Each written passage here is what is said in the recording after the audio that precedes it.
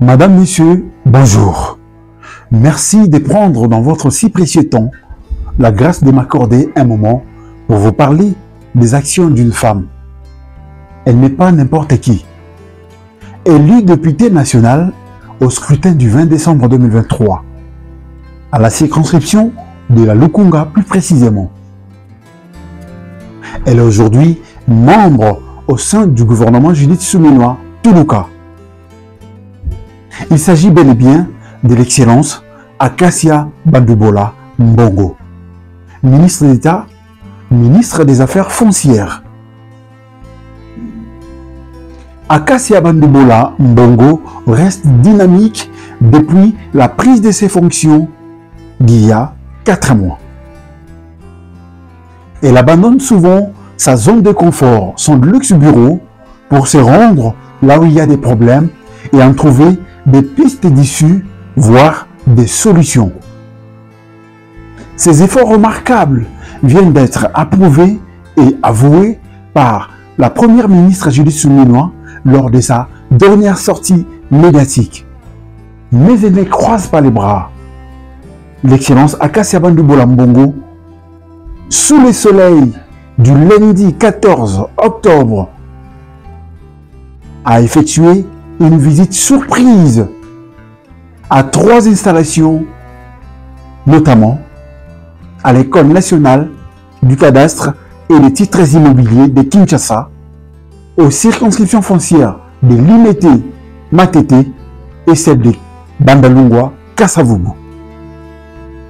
Le lundi 14 octobre était une journée très chargée pour la ministre d'État, ministre des Affaires foncières.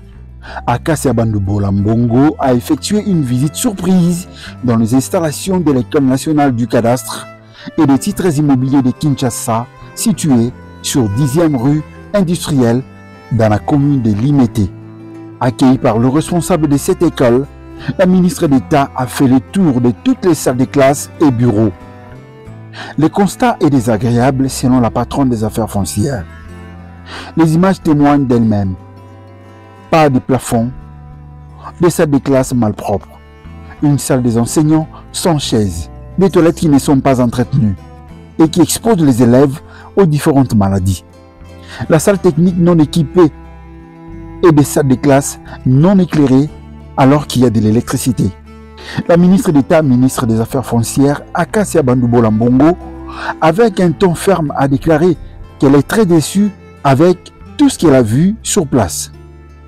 Et ajouté que le responsable de cette école pourrait faire quelque chose avec les frais payés par les élèves. Malheureusement, il n'y a pas cette volonté. Juste après cette étape, la ministre d'État est allée visiter le bâtiment qui abrite les circonscriptions foncières de Limete et de Matete, toujours dans la commune de Limete, 5e rue résidentielle. Ici, Acacia Bandubola Mbongo a fait la ronde de tous les bureaux de ces circonscriptions. Parmi les recommandations faites par Madame la ministre d'État au CTI de ces circos, les archives doivent être bien conservées, surtout dans la propriété.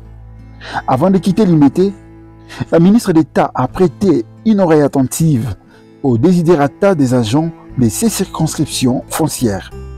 Il les a appelés à maximiser les recettes, à ne pas couler les recettes et à rassurer à ces derniers que le gouvernement, selon la vision du président de la République, Félix Antoine Tshisekedi Tshilombo, et sous l'impulsion du Premier ministre Judith Suminwa Tuluka, travaille dur pour améliorer les social des agents de l'État.